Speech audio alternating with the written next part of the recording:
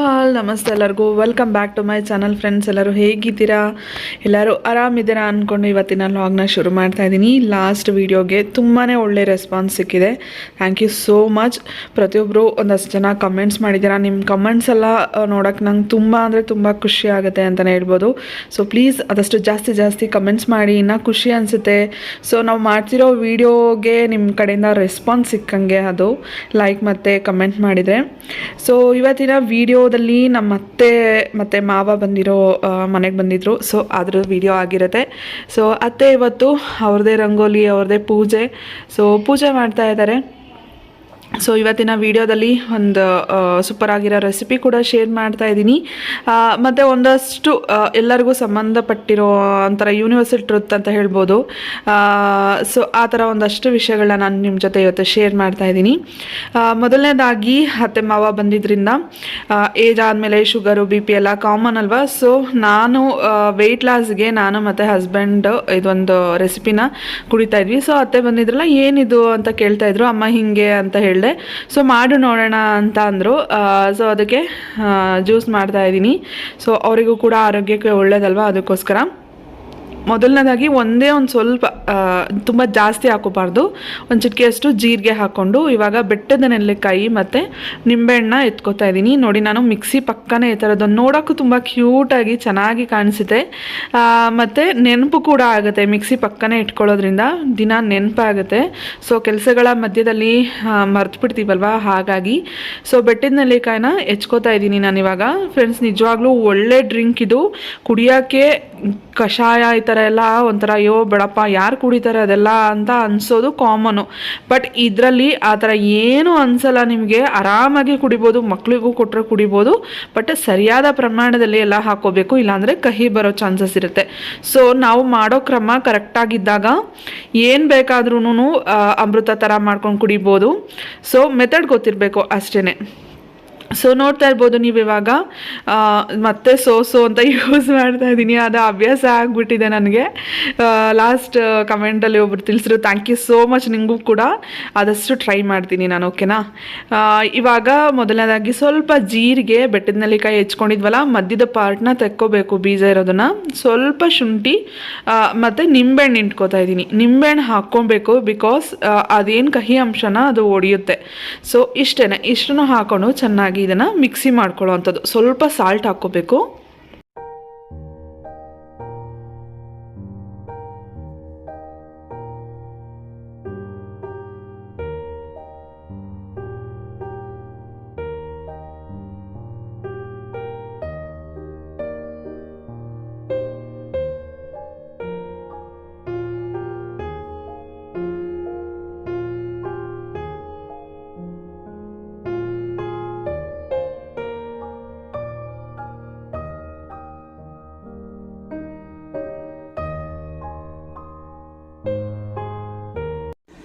So usually ಅಷ್ಟೇ ನಾನು ಹಾಕೋದು. ಇಲ್ಲಿ ಅತ್ತೆ ಮೆಣಸು ಕೂಡ ಹಾಕ್ತೀಯಾ ಅಂತಂದರು.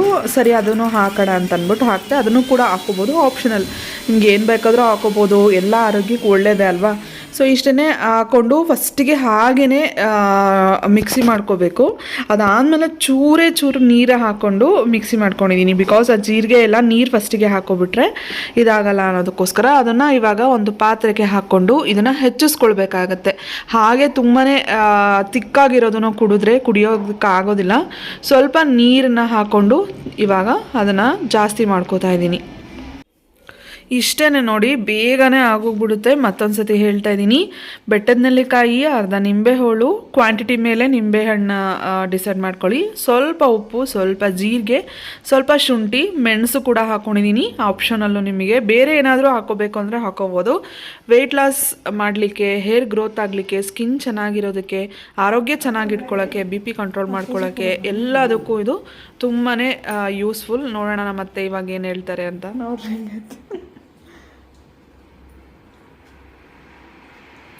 ಚೆನ್ನಾಗೈತಾ? ಚೆನ್ನಾಗೈತೆ, ಕುಡಿಬೋದಲ್ಲ, ಏನು ತೊಂದರೆ ಇಲ್ಲ. ಸೊ ಕೇಳಿದ್ರಲ್ಲ, ಏನೂ ತೊಂದರೆ ಇಲ್ಲ, ಆರಾಮಾಗಿ ಕುಡಿಬೋದು, ತುಂಬಾ ಚೆನ್ನಾಗಿರುತ್ತೆ. ಯೂಶ್ವಲಿ ನಾನು ಆ ಥರದ್ದೆಲ್ಲ ಕುಡಿಯೋದೇ ಇಲ್ಲ.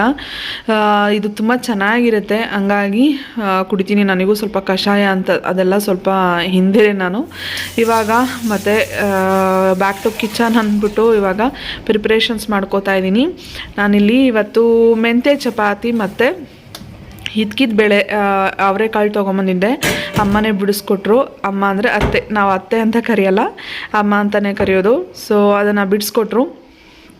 ಇವಾಗ ಚಪಾತಿ ಹಿಟ್ಟನ್ನ ಕಲಿಸ್ಕೊತಾ ಇದ್ದೀನಿ. ಮಾಮೂಲಿ ಅಷ್ಟೇ, ಚಪಾತಿ ಹಿಟ್ಟು, ಉಪ್ಪು ಮತ್ತು ಮೆಂತ್ಯ ಸೊಪ್ಪನ್ನ ಹಾಕ್ಬಿಟ್ಟು ಮೆಂತ್ಯ ಚಪಾತಿ ಮಾಡೋಣ ಅಂತ ಅಂದ್ಕೊಂಡಿದ್ದೀನಿ. ಇನ್ನು ತಮ್ಲೈನಲ್ಲಿ ನೋಡಿರೋ ಟಾಪಿಕ್ನ ಬಗ್ಗೆ ಮಾತಾಡೋದಾದರೆ, ನಮ್ಮ ಅತ್ತೆ ಅಂದರೆ ನನಗೆ ಎಷ್ಟು ಭಯಾನ ಅಥವಾ ಏನು ಅನ್ನೋದಕ್ಕೋಸ್ಕರ. ಸಾಮಾನ್ಯವಾಗಿ ಒಂದು ಮನೆಯಿಂದ ನಾವು ಮದುವೆ ಆಗಿ ಬಂದಿದ್ದೀವಿ ಅಂತ ಅಂದಾಗ ಸಾಮಾನ್ಯವಾಗಿ ನಮಗೆಷ್ಟು ಭಯ ಇರುತ್ತೋ ಮದುವೆ ಮಾಡಿಕೊಂಡು ಬರ್ತೀವಲ್ಲ ಆ ಮನೆಯವ್ರಿಗೂ ಅಷ್ಟೇ ಭಯ ಇರುತ್ತೆ. ಹೇಗೆ ಹೊಂದ್ಕೊತಾಳ ನಮ್ಮ ಮನೆಗೆ, ಹೇಗೆ ಏನು ಮಾಡ್ತಾಳೆ, ಬಿಕಾಸ್ ಅವರು ಅಷ್ಟು ವರ್ಷ ಸಾಕಿ ಸಲವಿ ಎಲ್ಲ ಮಾಡಿರ್ತಾರಲ್ವ. ಸೊ ಅವರಿಗೂ ಭಯ ಇರುತ್ತೆ, ಹೆಂಗೆ ಆಗ್ಬೋದು, ಹೆಂಗೆ ಹೊಂದ್ಕೋತಾರ ಇಲ್ವಾ ಅನ್ನೋದು ಎಲ್ಲರ ಮನಸ್ಸಲ್ಲೂ ಇರುತ್ತೆ. ಸೊ ಟೈಮು ಮತ್ತು ಸ್ಪೇಸ್ ಅನ್ನೋದು ಬಹಳನೇ ಮುಖ್ಯ ಆಗುತ್ತೆ. ಇಬ್ಬರಿಗೂ ಕೂಡ ಅದು ಸಿಗಬೇಕು. ನಮಗೂ ಕೂಡ ಟೈಮ್ ಕೊಡಬೇಕು ಅವರು, ಮತ್ತು ಸ್ಪೇಸ್ ಕೊಡಬೇಕು, ನಾವು ಕೂಡ ಅಷ್ಟೇ. ಸೊ ಎರಡರಲ್ಲಿ ಯಾವುದು ವ್ಯತ್ಯಾಸ ಆಗಿ ಜಾಸ್ತಿ ಅನ್ಸೋಕ್ಕೆ ಶುರುವಾಗ್ಬಿಡುತ್ತೋ, ಒಬ್ರದ್ದು ಒಂದು ಜಾಸ್ತಿ ಒಬ್ರದ್ದೊಂದು ಕಡಿಮೆ, ಇಬ್ಬರಿಗೂ ಈಕ್ವಲ್ ಆಗಿ ಟೈಮು ಸ್ಪೇಸು ಸಿಕ್ಕಾಗ ಮಾತ್ರ ಹೊಂದಾಣಿಕೆ ಆಗೋಕ್ಕೆ ಸಾಧ್ಯ.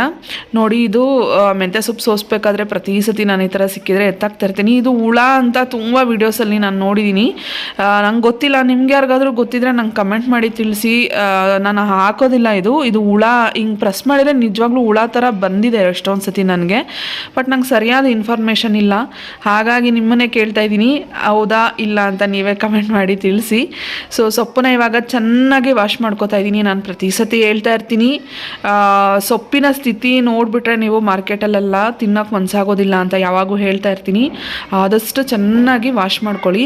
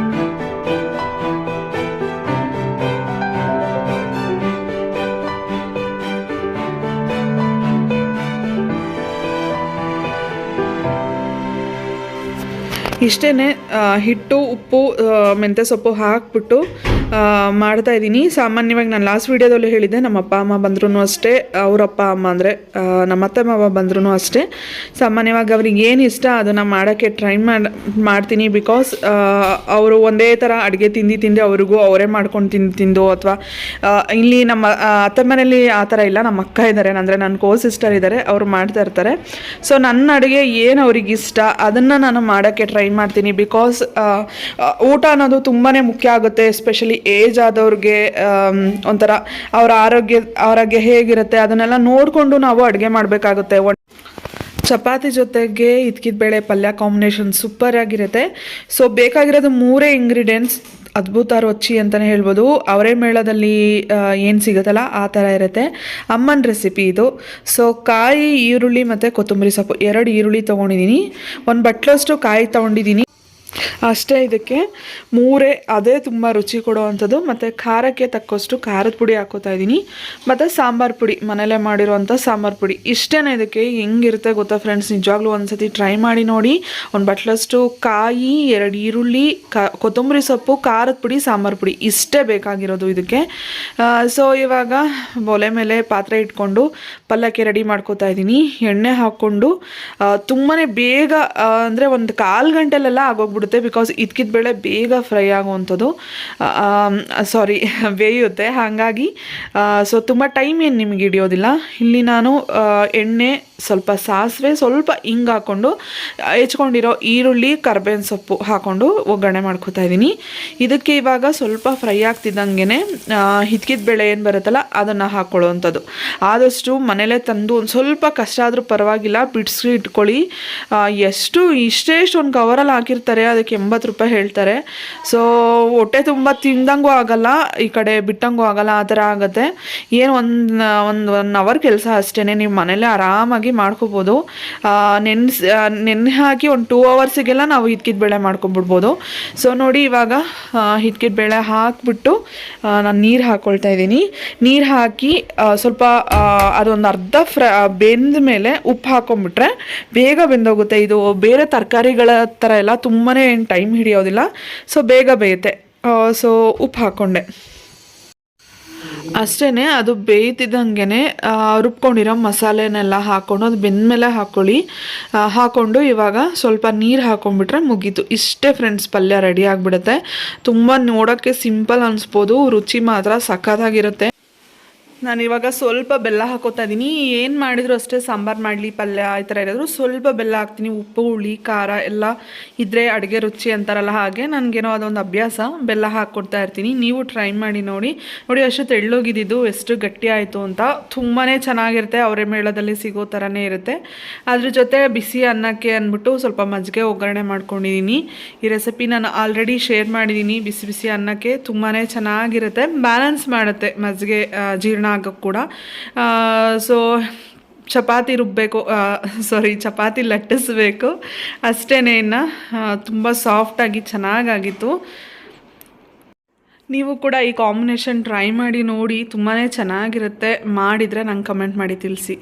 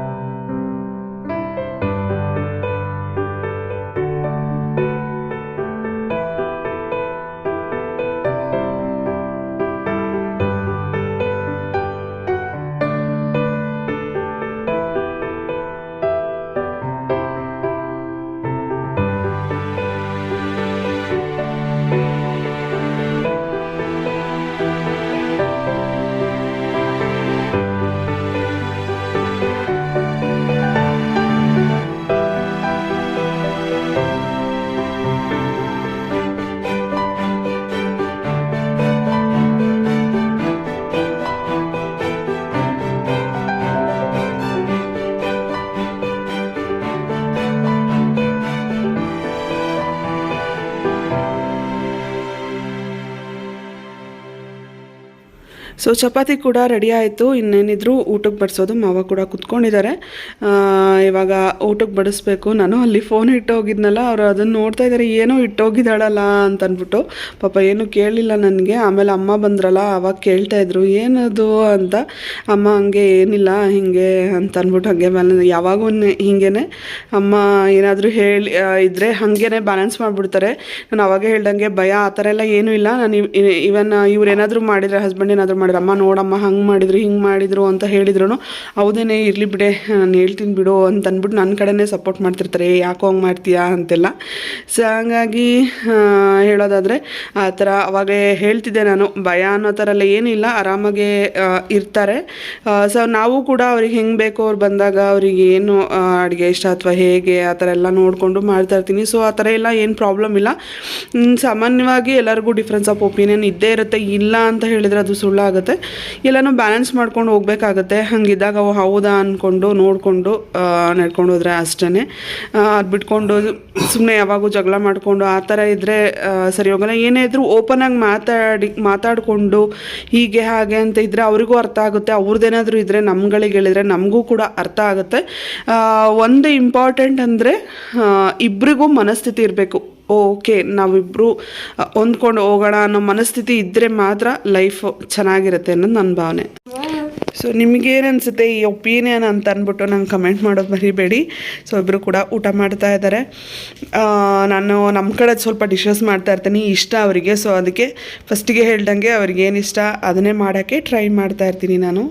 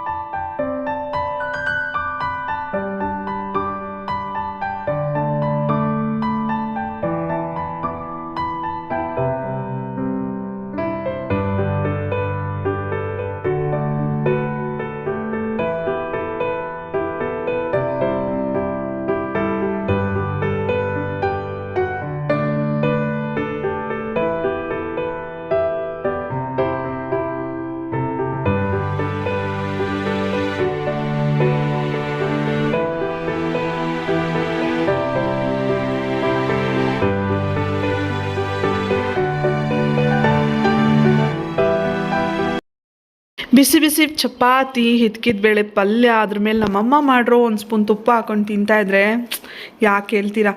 ಪ್ರಣವ್ನ ಇಲ್ಲಿ ಮಲಗಿಸ್ತಾ ಇದ್ದೀನಿ ಬಿಕಾಸ್ ಅತ್ತೆ ಮಾವ ಇವತ್ತೇ ಊರಿಗೆ ಹೊರಟಿದ್ರು. 2 days ಇದ್ದರು. ಅದಾದಮೇಲೆ ಊರಿಗೆ ಹೊರಟಾಗ ಇವನು ತುಂಬಾ ಅಳೋಕ್ಕೆ ಶುರು ಮಾಡಿಬಿಡ್ತಾನೆ.